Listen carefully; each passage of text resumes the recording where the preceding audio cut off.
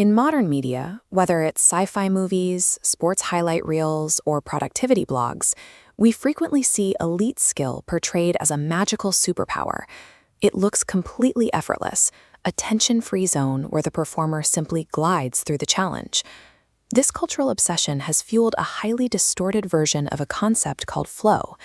Today, people expect that if they want to learn rapidly or perform at a high level, they need to reach a state where everything happens without any perceived exertion. But that is a complete departure from the strict psychological definition. When researcher Mihaly Csikszentmihalyi first defined the flow state, this chart maps out his original model, plotting challenge on the vertical axis against skill level on the horizontal axis. He observed people enter a flow channel diagonally through the center, when a task sits just beyond their capabilities.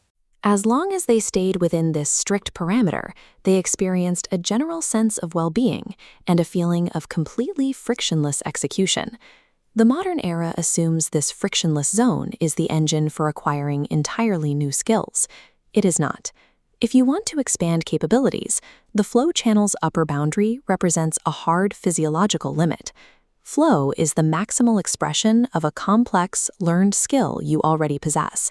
It is a state of execution, not a mechanism for expansive learning. In fact, existing in a state of flow is structurally incapable of driving neuroplasticity. For neural pathways to physically adapt and encode new abilities, they must be forced to process unexpected errors. They require intense physical and cognitive friction. Generating those necessary mistakes causes immediate frustration. It places active stress on the central nervous system. That resulting spike in stress hormones directly breaks the very parameters required to maintain a state of flow in the first place. This creates a strict biological paradox. To extend your capabilities, you have to intentionally step outside the comfortable, predictable boundaries of the flow channel. To drive actual neuroplasticity, you must abandon the search for effortless execution and embrace a high-friction condition known as the clutch state. Sports psychology has long recognized this specific performance framework, categorizing the clutch state as entirely distinct from flow. We can see this clearly on the classic Yerkes-Dodson curve, which plots an individual's level of physiological arousal against their overall performance quality.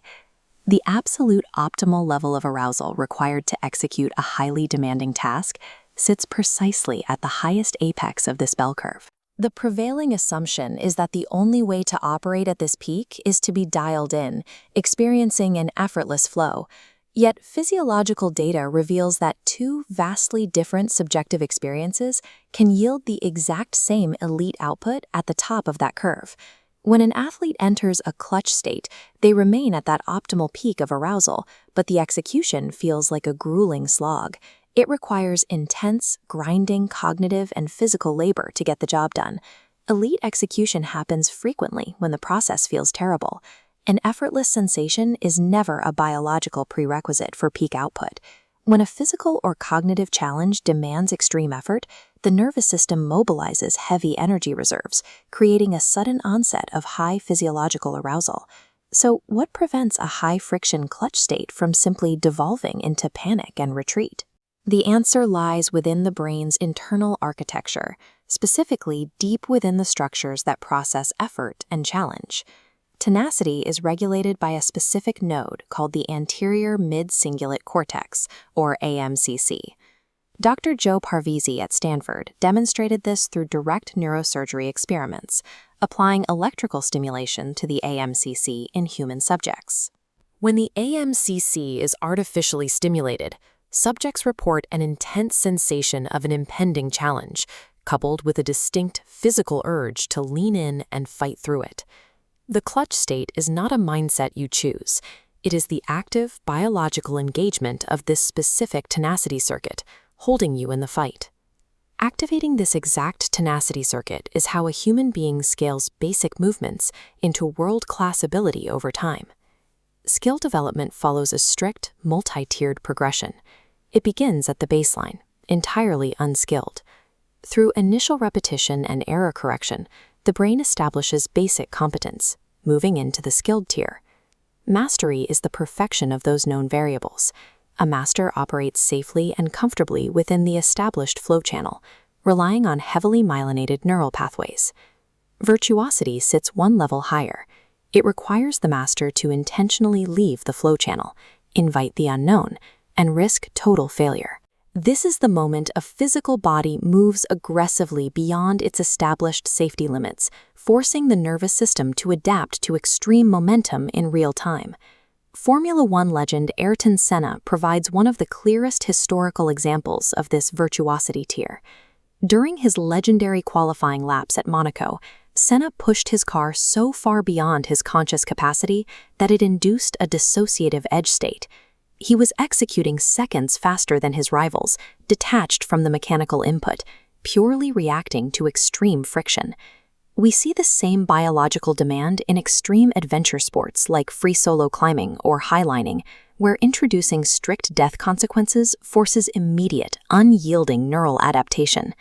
True virtuosity demands stepping out of predictable flow and surviving the extreme friction of the unknown. Once an individual reaches that extreme virtuoso edge, you might assume they can finally abandon the boring, grueling basics. World-class choreographer Twyla Tharp has spent decades pushing dancers to the absolute limits of human movement. Yet, before any performance practice even begins, her dancers are strictly required to endure hours of monotonous, foundational drills at the bare every single morning. This necessity is heavily supported by cognitive research. A study comparing expert German conservatory pianists against amateurs looked at how specific mechanical skills decay relative to age and practice hours. The data revealed that age was irrelevant. The sheer volume of fundamental repetition, the grueling daily mechanical work, was the sole dictator of skill retention. Even at the absolute pinnacle of virtuosity, the underlying architecture relies entirely on the brutal, ongoing repetition of bedrock fundamentals.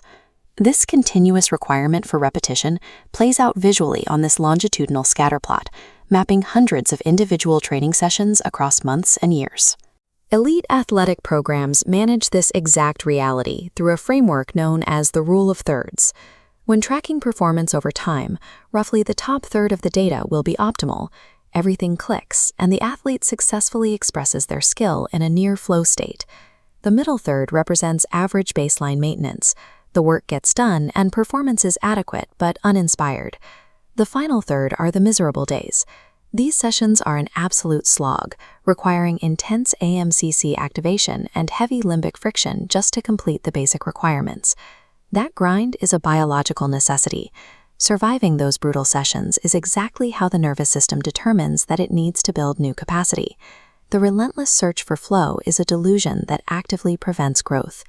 Optimal performance and deep neuroplasticity strictly require embracing limbic friction and utilizing the clutch state